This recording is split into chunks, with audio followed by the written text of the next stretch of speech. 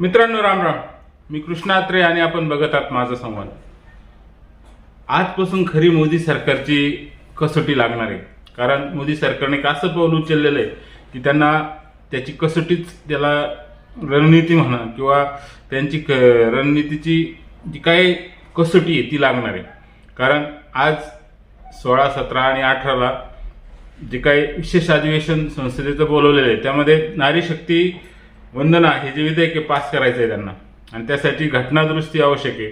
3 विधेयक पास करणार आहे, डिमिलिटेशनचं पण करणार आहे, आणि या सगळ्यासाठी घटनादुरुस्ती आवश्यक आहे। आणि घटनादुरुस्तीसाठी आपल्याला माहिती आहे आज 543 सीट आहेत, त्याच्यापैकी 360 मतदान, 360 विधायकांचा खासदारांचा पाठिंबा त्यांना हवा आहे, आणि तेवढे खासदार मोदी सरकारच्या पाठिंबा नाही, त्यांच्याकडे फक्त 292 खासदार आहेत। आणि हे सगळं कसं ते मॅनेज करणार याची खरी कसोटी आहे, कारण घटनादुरुस्तीशिवाय तर हे विधेयक लागू होणार नाही। आणि त्याच्यानंतर जे 33% जागा वाढणार आहे त्या कशा वाढायच्या त्याच्यासाठी पण बरेच लोक विरोध करायला लागले। काँग्रेसने तर विरोध केलेला आहे की ह्या जे काय 33% त्याच्यात पण जातीनुसार त्याचे विभागणी व्हायला पाहिजे, ओबीसी वगैरे सगळ्या जे काय आहे त्याच्यामध्ये त्याची विभागणी व्हायला पाहिजे, आणि ही पण त्यांनी मागणी केलेली आहे। म्हणजे महिला विधेयक पास करताना त्यात जातीनुसार त्याची हे व्हायला पाहिजे। म्हणजे जे राहुल गांधी म्हणतात की जितनी आबादी उतना हक्क, याच्यात सुद्धा त्यांनी ते घुसवलेलं आहे। त्याच्यासाठी सोनिया गांधींनी पत्र पण लिहिलेलं आहे पंतप्रधानांना वगैरे वगैरे, ते आपण पाहिलं असेल मित्रांनो। आणि त्यासाठी हे जे काय 33% जागा राखीव करण्यासाठी परिसीमन आवश्यक आहे, डिलिमिटेशन आवश्यक आहे। मग त्याच्यासाठी खरं म्हणजे 27 नंतर जे काय सध्या जनगणना चालू आहे ती 27च्या एंडिंग पर्यंत पूर्ण होईल, त्याच्यानंतर डिमिलिटेशन होणार होतं। परंतु अगोदरच सगळ्यांनी या सगळ्या गोष्टी अगोदर आणून 29च्या निवडणुकीमध्येच हे केलं करण्यासाठी मोदी सरकारने हे तातडीचं पाऊल उचललेलं आहे, आणि त्याला कडाडून विरोधी पक्षांनी सुरू केलेलं आहे। आपले जे विश्वप्रवक्ते किंवा काँग्रेस उबाटा सेनेचे प्रवक्ते संजय राऊत साहेब यांनी तर मोठा गदारोळ करून दिला की ह्या डिमिलिटेशनच्या माध्यमातून भारत सरकार परत एकदा भारताची विभागणी करायला सुरुवात केलेली आहे। जे काय साऊथकडचे राज्य आहे तेथील मणिपूर सारखी परिस्थिती निर्माण होईल। मणिपूरची परिस्थिती आपल्याला माहिती आहे, त्या ठिकाणी कसे जातीय तेढ निर्माण झाला होता, आणि कशा प्रकारे जवळजवळ 2-4 वर्ष ते सगळं मणिपूर धुमसत होतं। हिंसा, अत्याचार, अराजकता ह्या सगळ्या गोष्टी तिथं घडत होतात। तशी स्थिती मोदी सरकारला आणायची काय साऊथकडचे, यासाठी साऊथ आणि उत्तर याच्यामध्ये भांडणं लावून द्यायचे काय, आणि याच्यातून पॉलिटिकल विभागणी करायची काय, म्हणजे आणि त्याच्यातून त्यांनी सांगितलं की याच्यातून भारताची विभागणी पण होऊ शकते। म्हणजे इतक्या टोकापर्यंत आपले विरोधी पक्ष गेलेले, आणि सगळ्यांनी डिमिलिटेशनला कडाडून विरोध केलेला आहे।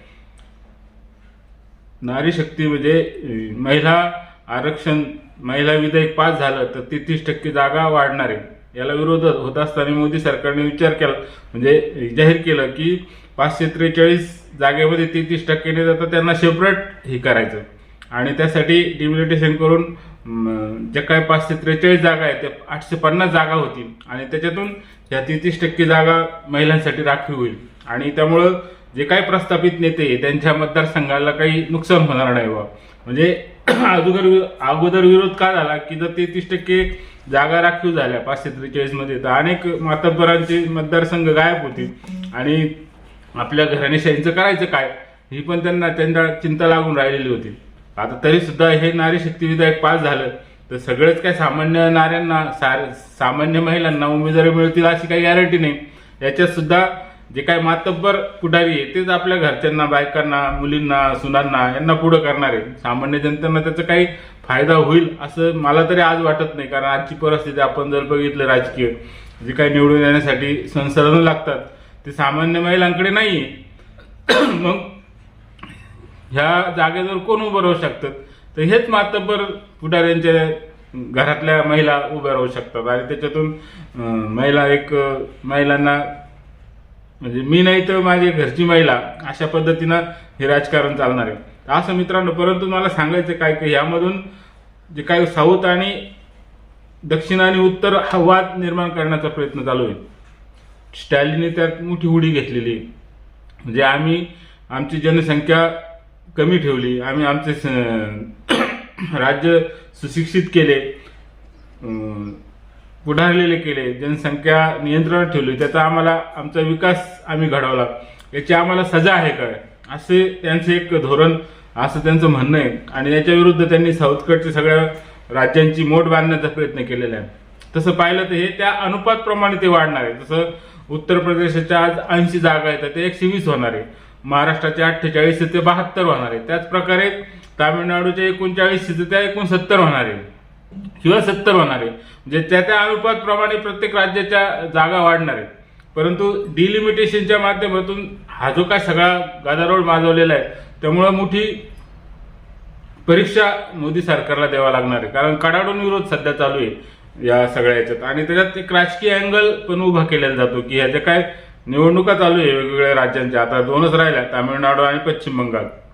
यामध्ये मोदी सरकारचा पराभव होणार आहे आणि त्यांना वाचवण्यासाठी हे नारी शक्ती विधेयक त्यांनी आणलेलं आहे, महिला आरक्षण विधेयक आणलेलं आहे, असे एक प्रचार करण्याचा हे झालंय. परंतु दोन्ही बाजूने विरोधी पक्षांची गोची आहे. याला विरोध केला तर मोदी सरकार ह्या 2 राज्यांमध्ये त्याचं भांडवल करू शकतो. महिलांच्या विकासासाठी हे नेते कसे अडचणीचे ठरतात, कशा अडचणी निर्माण करतात, हे पण ते करणार आहेत.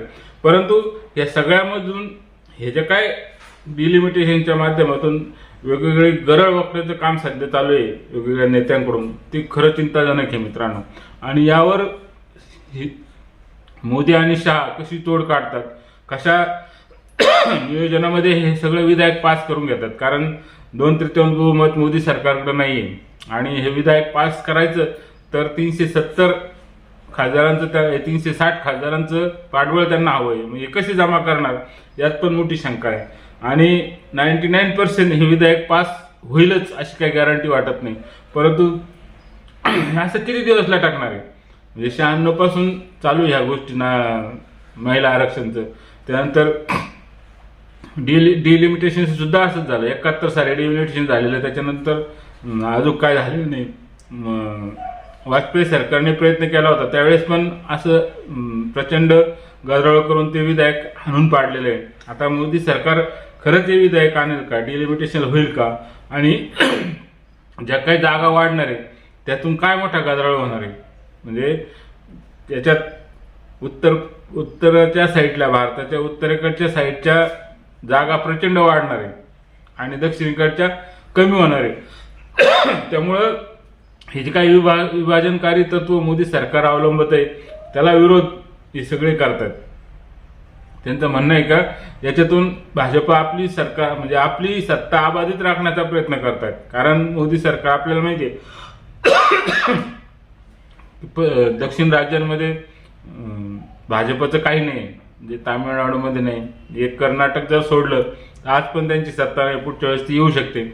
कर्नाटक सोडलं तर कोणत्याही वेगवेगळ्या राज्यांमध्ये आंध्र प्रदेश, तामिळनाडू, तेलंगणा, केरळ ह्यामध्ये भाजपचं कुठं काय नाही, त्यांची सत्ता येईल एवढ्या 5-10 वर्षात असं पण नाही. कर्नाटक सोडलं तर पश्चिम बंगालमध्ये प्रचंड मोठी स्पर्धा चालू आहे. त्यात बरेच चॅनल म्हणतात की मोदी सरकार म्हणजे भाजपचा तिथं विजय होईल.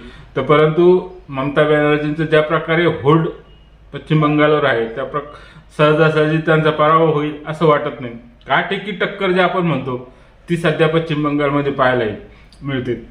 आणि त्याच्या फायद्यासाठी मोदी सरकारने हे महिला आरक्षण आणलं असं विरोधी पक्षांचं म्हणणं आहे.